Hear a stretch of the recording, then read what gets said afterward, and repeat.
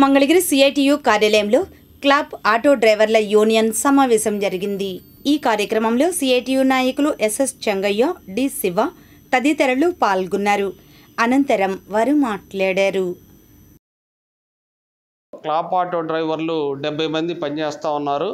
మంగళగిరిలో కానీ తాడేపల్లిలో కానీ అట్లాగే మొత్తం కార్పొరేషన్ పరిధిలో చెత్తని తరలించడంలో కీలక పాత్ర పోషిస్తూ ఉన్నారు. డోర్ టు డోరు చెత్తని సేకరించి వాళ్ళు ఉదయం నుంచి మధ్యాహ్నం 2 వరకు డ్యూటీలు చేస్తూ ఉన్నారు. అయితే ఇంత పని చేస్తున్నప్పటికీ కనీస వేతనం అమలు చేయనటువంటి పరిస్థితి కనబడతా ఉంది. రాష్ట్ర ప్రభుత్వం నిర్ణయించినటువంటి కనీస వేతనం 26,000. అయితే పెరిగిన ధరలతో పిఆర్సీ కూడా కొత్తది వస్తూ ఉంది గవర్నమెంట్ ఉద్యోగస్తులకి.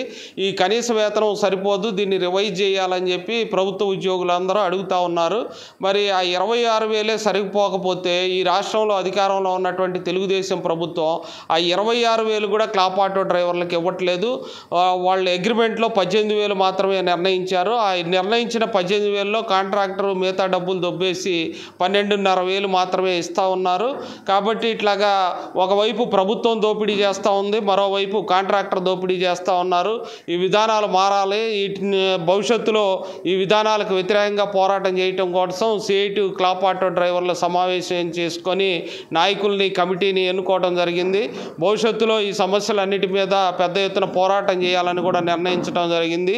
క్లబ్ ఆటో డ్రైవర్ల ప్రెసిడెంట్గా రవి గారిని, అట్లాగే సెక్రటరీగా శివ గారిని ఎన్నుకోవటం జరిగింది.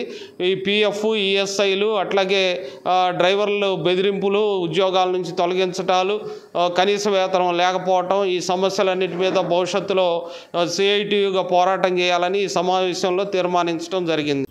కాజలో రైతు సేవా కేంద్రం ద్వారా మంగళవారం రైతులకు యూరియా పంపిణీ చేశారు. ఈ కార్యక్రమంలో పిఎస్సిఎస్ అధ్యక్షులు గాదే పిచ్చిరెడ్డి, కూటమి నాయకులు పల్లెబొతుల శ్రీనివాసరావు, వెంకటరత్నం నాయుడు తదితరులు పాల్గొన్నారు.